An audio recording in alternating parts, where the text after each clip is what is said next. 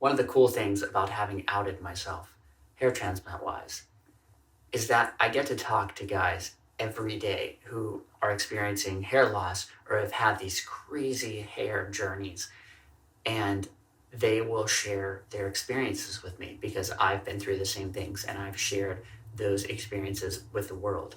So I made friends with this guy named Stu Crompton. He's a YouTuber as well, and he had 2 hair transplants, one unsuccessfully and one successfully. And he made a video about it. I just thought it was a great video, so I asked him if I could share this video with you guys. I thought it'd be really good for you guys to hear this from another guy who's just giving his honest opinion and is also a really cool dude who just wants to help people like me and share his experience in hopes that it will benefit you. Hello everybody, how you doing? I hope you're doing fantastic. Well, today is the 2nd of March 2016 and it marks my 1-year anniversary of the hair transplant that drastically changed my life. And today I just want to share my story, my journey up to this point, and I want to show some before and after pics of my surgery and just to help other people and talk about it really.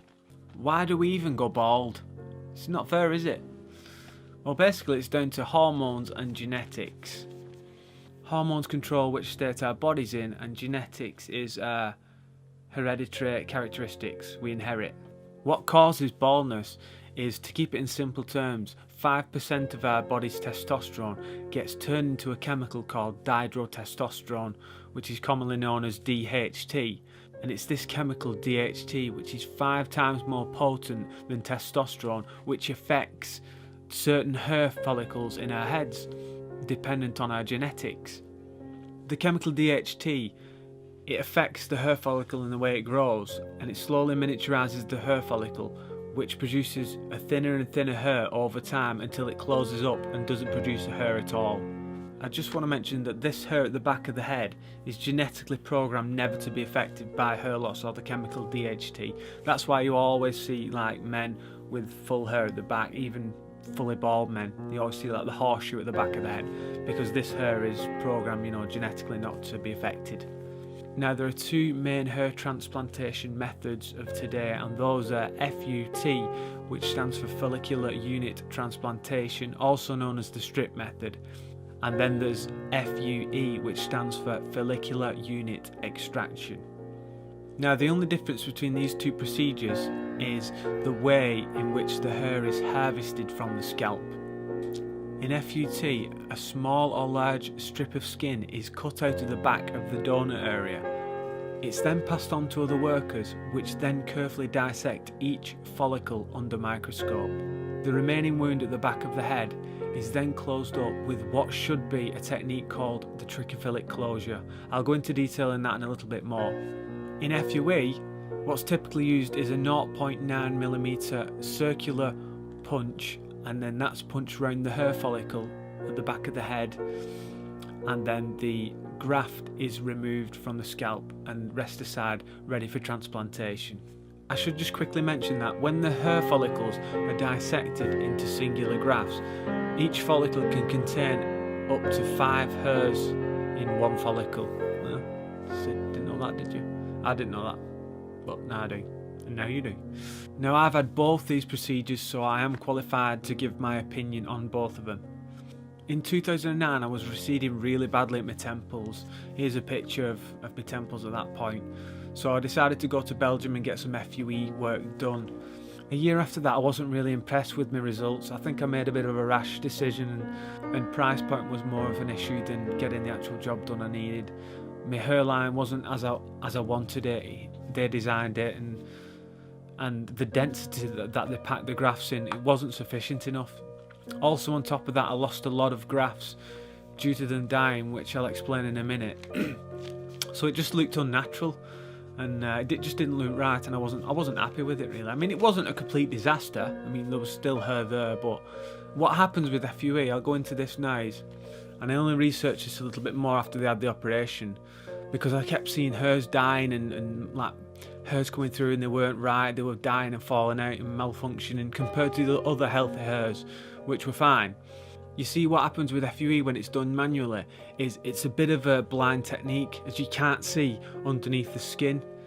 So when you're punching around the follicle, it can be damaged, and I'll put a diagram up. The damage is, it's called transection. It's where you actually damage the hair as you're taking it out.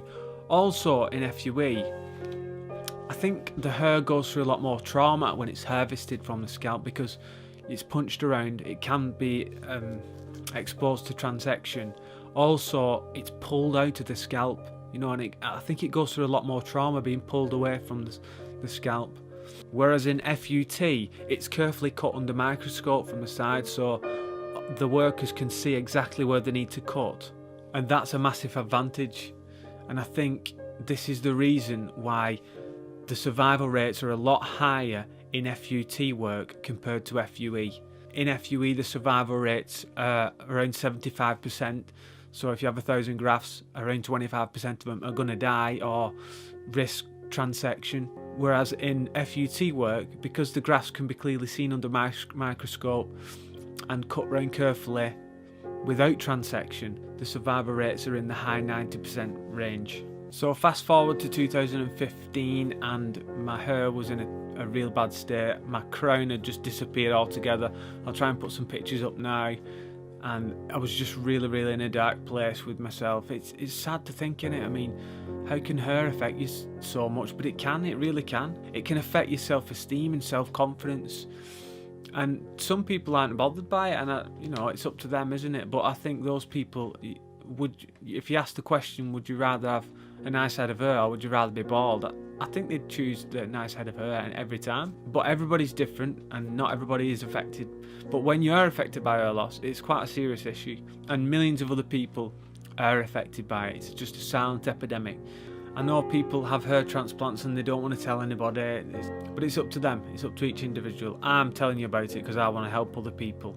I was in a real dark hole and dark place, so out of desperation I had to book another operation and did more research, and in total I've done like 7 or 8 years research and decided that I needed to go with FUT because I needed to move a lot of hair. That's another thing about FUE compared to FUT, is FUE procedures predominantly used for small jobs, you know, filling in temples, you know, whereas FUT is used for moving a lot of hair.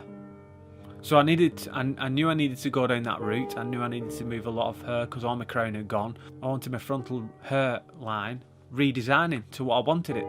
I decided to go with a doctor called Dr. Damkern Pathomvanich, and he's an amazing surgeon in Bangkok, Thailand. This decision turned out to be the best decision I made in my life so far. And one of the main reasons I chose Dr. Damkern is he was renowned for his trichophytic closure. And I mentioned that earlier on, didn't I? I touched on that. Now, what happens with a trichophytic closure technique is when the skin is removed from the back of the head, the open wound, one of the edges of the skin is trimmed all the way across at a 45-degree angle, which I'll show in the diagram. Just trimming off the tip of the hair, not damaging the follicle. And then when it's sewn together, this enables the new hairs to grow through the scar in the healing process. It's absolutely fascinating. I wasn't scared of the operation. I wasn't scared of Dr. Path. I knew I was going to get good results, and it was all down to research. Another doctor I'll also mention, which is renowned for a good closure technique, is Dr. Feller in New York City. He's also an amazing surgeon. There was a bits of pain here and there, but nothing really drastic, you know. Here's some pictures straight after the operation, so if you want to turn away now, you can do. Quite shocking them, aren't they? So, yeah, I look like Krusty the Clown or something. But it's what I had to go through, I'm not really bothered. And here's a picture of the scar, which went all the way around my head, which is unbelievable. But he did it so neat and it was so delicate, and I've just made up with it. It was a long recovery compared to FUE. FUE, you're looking around a week and then you're back to normal, you can go to work. But this was like 2-4 months before I could do any strenuous work or exercise. But it was all worth it in the end. Now I'm going to show you the after pics and just how happy and proud I am of my hair now. It's unbelievable. I don't even think about it, but here are the after pics, and I'm going to show a little video as well, just to show you the scar in the way it healed and see if you can see. I mean, I've got a number 3 clippers around the back here because I like my hair short, and that was one of my fears originally in the beginning. You know, nobody wants a big scar in the back of the head, and that's what I think the FUE guys promote. You know, that their surgery is a scarless surgery when it isn't at all. There's no such thing as a scarless procedure. Either you have your small circles in the back of the head dotted all over your head, or you have the linear scar. It's up to you what you do. Whichever you go for. Note that FUE is for smaller jobs and FUT is for bigger jobs. You know, bear that in mind. Bear the survival rates in mind. FUE, you're looking at 75%, like I explained before, because of transection, and it's a bit of a blind technique when they're taking the grafts out, whereas it's much higher in FUT because they can see everything more clearly under microscope, and the survival rates are in the high 90s percentage. But like I say, it's a longer recovery period with FUT, but let me tell you, it's worth it. Just to add another thing about the whole process and what to expect, when you have your hair transplanted from the back to the recipient area, when these hairs which are in the follicle are moved into the recipient area, what happens is within a week they will just shed out of the follicle, and then that's when the new hair starts to produce itself, and then that's when your hair will produce a thicker and thicker hair until, like, at the year mark you'll get the full effect. You know, in the beginning you might produce like a thin hair, and then it will shed and then produce a thicker hair. It's like the opposite of what happens when the chemical DHT affects a hair follicle. It's the opposite of that. What funnily enough happened in my case with Dr. Path is, in my temple area the hair did shed and then it began to regrow as normal, but actually all the hairs in my crown area, they just grew. They grew as normal. This is really rare in the industry, and I'm very fortunate that it happened, but only 2% of patients' hair grow straight from the get-go, because normally, like I said, it all just sheds out and then regrows from there. I've got all my self-esteem, self-confidence back. I've started doing the things I always wanted to do in life. I'm making bold decisions. I'm putting myself in situations that I could only dream of, and I'm really on top of the world, enjoying life so much. I'm not where I want to be financially, but I will be soon. And I believe in myself, and it's just moving forward from this point on. Just a quick note for all those people that think hair transplant is a vanity thing, let me just explain to you and address that right now. So that's why I'm passing this information on to anybody out there who's thinking of getting a hair transplant. I'll come with you, I'll hold your hand as long as you pay for me. I'll help you through the process. Ask me any questions. All my information is down in the description box. Now, I'll just say that I've got nothing at all in my hair. There is no concealer or anything like that. So, yeah, I'm made up with it. Absolutely made up. But yeah, there's absolutely no concealer whatsoever, because you can buy a concealer. So, yeah, and I've just washed it. So, there you go. That's my hair.